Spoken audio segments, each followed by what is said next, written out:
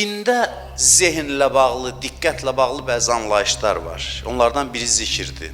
Zikir deyəndə biz nədənsə ancaq təsbih götürüb hansısa sözləri deməyi nəzərdə tuturuq. Zikir bu deyil, zikrin mahiyyəti bu deyil yəni. Zikir yəni fikrin nəzarətdə olması. Bir adam ki fikrini öz istədiyi səmtə yönəldə bilir, o zikr halındadır.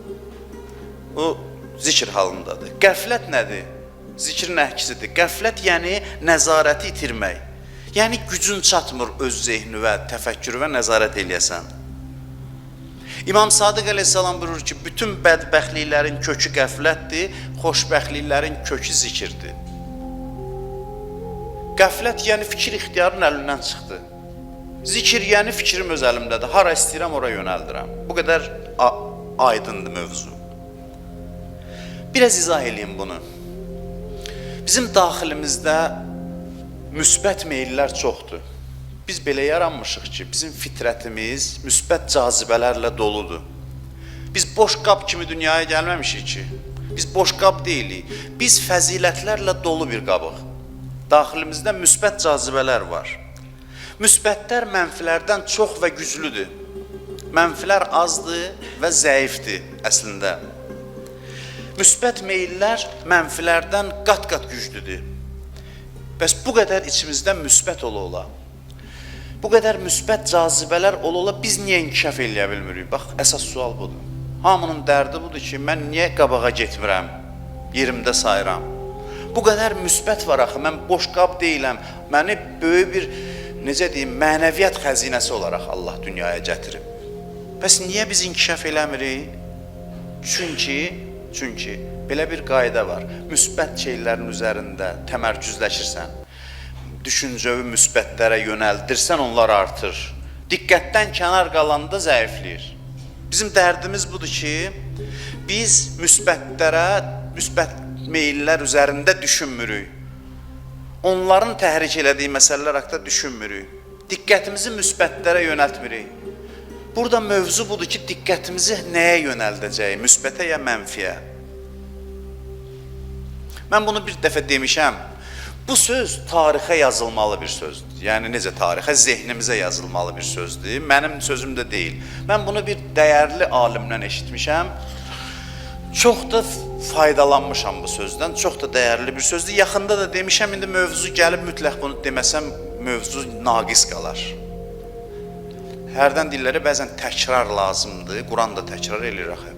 Təkrar mütləq lazımdır. Təkrar bilgisizlik əlaməti deyil. Təkrar, biri var ki, mövzunu başdan ayağa təkrar danışasan, bu pisdir. Adam var, deyir, gedirik məscidə, hər il məhərrəmdə eyni sözləri eşidirik, məsələn 10 ildir. Bu pisdir. Amma fərqli baxış bucaqlarından təkrar mövzulara yanaşmaq, bu vacibdir, bu Quranın üslubudur. Ona görə mən buna bir daha müraciət eləmək istəyirəm.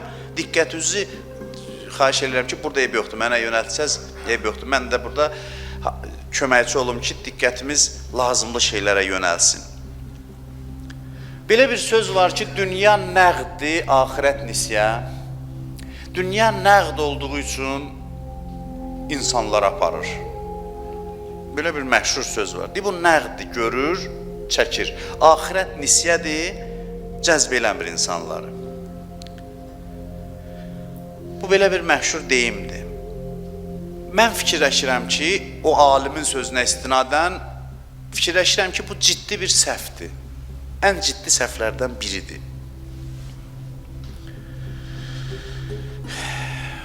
Dünya ləzzətlər və bəlalardan ibarətdir. Nəqd dünya ki görürük, ləzzətlər və bəlalardan ibarətdir.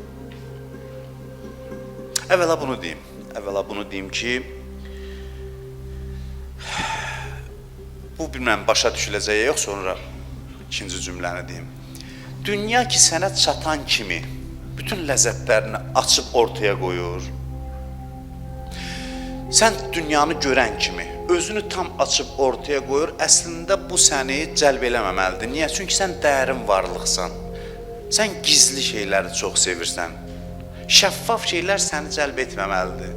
İnsan belə də sakral, gizli bir şeylərə meyillənir. O şey ki çox şəffafdır, dünya çatan kimi açır içini qoyur sənə ki, mənim ləzzətlərim bunlar. Sən diqqətlə baxmalısan, görməlisən ki, bax bu ki özünü çox şəffaf şəkildə ləzzətləri çox üzdəndir. Mən isə üzdən ləzzətə qane olmuram. Bu birinci məsələ.